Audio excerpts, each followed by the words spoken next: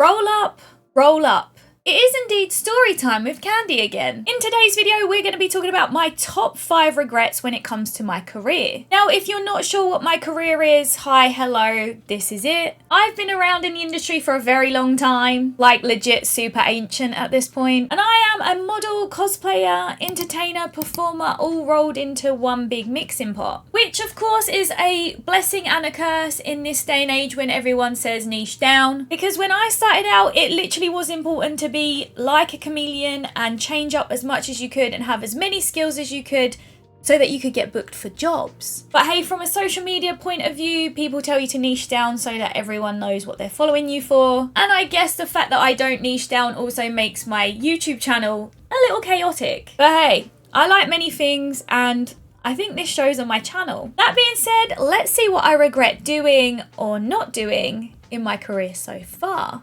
Number 5. Number 5 for me is not emailing enough companies. Now, when I was fresh out of performance college, I did not give a F, let me tell you. I was frequently contacting anyone and everyone who would listen to me. Literally asking them, do they need a model for this? Can I get booked for this? Are they looking for someone that can do this? I did not care. I was messaging huge brands to see if they wanted to do a collab on photo shoots when I had like 2,000 followers. And guess what? They were saying yes. Some of the biggest collabed photo shoots I did was when I had literally 0 followers in comparison to what I have now. But at one point, I just stopped asking companies to collab. I stopped putting myself out there. I stopped asking if people needed someone to do a job. I literally just stopped. And if I'm being truthful, I do see some correlation now that I've stepped back at why I might have done this. Now, right up until this point, pay-per-view sites had never existed. Things like Patreon and that fans place that we're not really meant to talk about didn't exist. But when it did, it changed everything. People were choosing to support you without you having to leave your house. And in return, you gave them extra content that you wasn't posting online. Now, I'm not saying that this is a coincidence or not, but I slowed down sending out emails and reaching out to brands around the same time that Patreon become a huge thing for me. And honestly, I do believe there's some correlation to this. Mainly because back in the day, I used to work super hard round the clock to get my Patreon content out to all of my supporters there. So much so that I actually did make a video in the past of why I had to take a break from it, because I literally couldn't cope anymore with the workload I had set myself over there. And I think because I was constantly grinding out the content over there,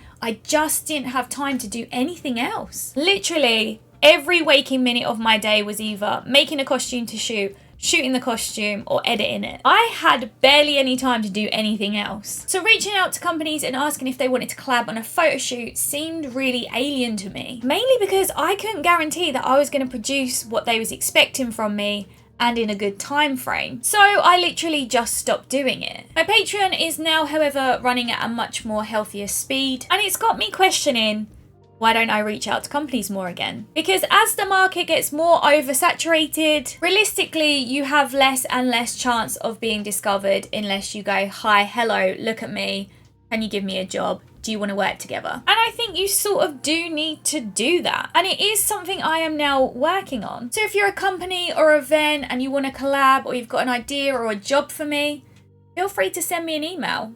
I'm always listening. Number 4.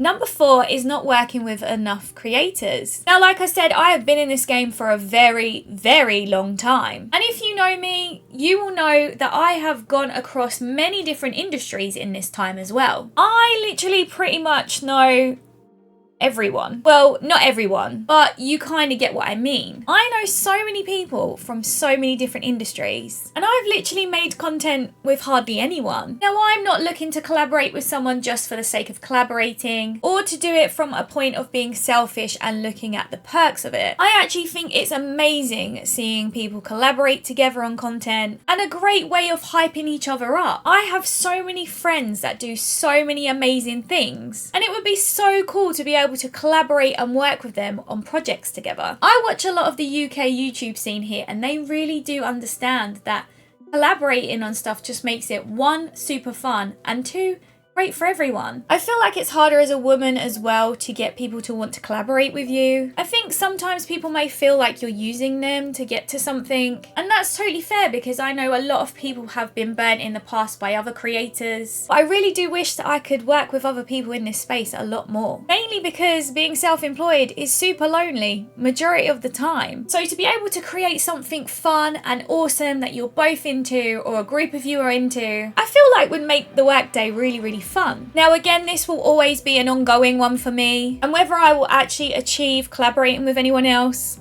I'm not sure, but I really, really would like to in the future if possible. If you're one of my friends watching this right now, or you're someone that has a lot in common with me, do send me a message, because I'm pretty sure we'll be able to come up with an awesome concept between us to work on something in future. So please keep your fingers crossed for me that I'll be able to team up with at least one person this year to create some awesome content that you can enjoy. Number 3.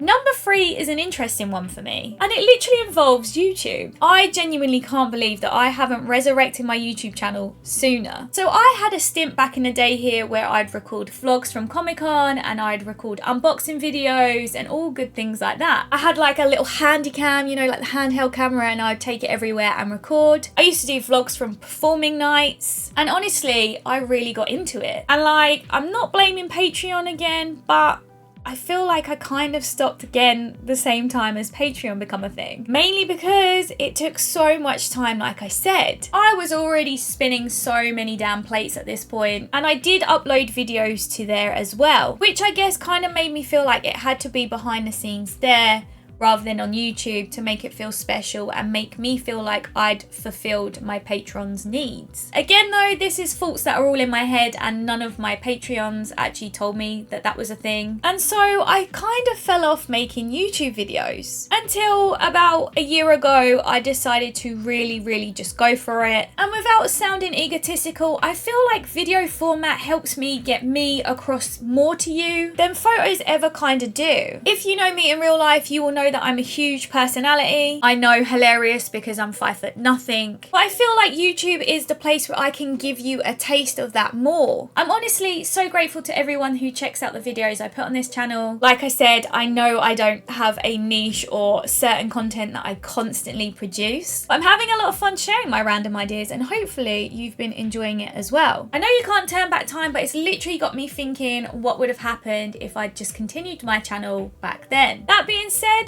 all I can do now is just focus on making the content in the here and now and see where this channel goes. Number 2. Number 2 is actually quite hilarious in my opinion. And if you're a creator watching this, maybe you do it yourself. I literally save my biggest, best ideas. That's literally all I do with them. I save them.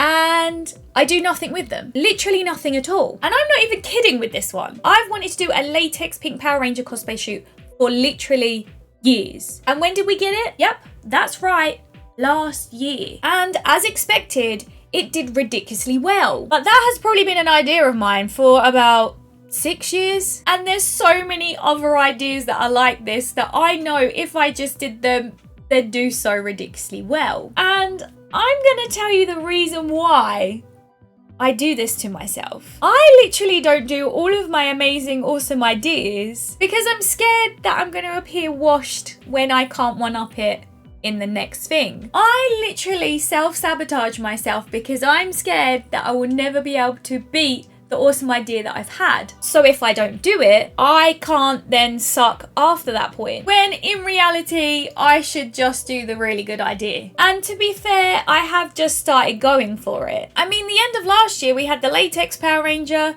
we had Velma in a catsuit, we had latex Daphne. I feel like you can really see that I've changed my tune with the content that I'm producing. I'm just kind of YOLOing it and going for it now. But yes, for the majority of my career, I have sat on ridiculously good ideas for years and years and years so that I didn't appear washed when I constantly wasn't able to one-up them. Absolutely ridiculous, I know. Number 1. Number 1 is a curious subject, and it kind of ties in with number 2. And I'm sure maybe in the comment section you will probably tell me otherwise, but I literally feel like I didn't push hard enough when I was at the peak of my popularity. And I await the comments that say I haven't peaked. But back in the day, there was a sweet spot on social media. I'm talking you would have a cosplay shared and have 1.5k followers roll in one single day because of that factor. This was on Instagram too. You know, simpler times when algorithms wasn't really a crazy thing and they wasn't going around secretly shadow banning accounts. I had a good few years where I literally was gaining so many followers, every cosplay was sort of going viral, and I guess I kind of was scared to push for even more. I don't know, scared, I just feel like I was super young back then and didn't really understand how it all works. And without making excuses, I have also had to deal with a lot of things in my personal life that have made my career choices very limited. It's hard to explain and I never will because it's not my story to tell, but sometimes literally happens, and I feel like I could have pushed for way more opportunities back then than I ever did, but I didn't, I guess because of my headspace and just everything that was going on around me. But I really do feel like I missed out on a lot of things when I was at my peak popularity. Obviously, I've been around for a very long time, and like anything, you stop being shiny and new, and people go on to follow other people who are shiny and new, and that's just how it goes. I'm not bitter about it at all. Actually, quite the opposite. I'm really enjoying my new era on YouTube and just trying to create an awesome community of people here. I do feel like not pushing myself at the peak of popularity also ties in with not doing my biggest ideas, because I feel like if I'd just got a grip back then and tied in my best ideas with my popularity, where could I be now? But again, we can't think like that because I didn't do it.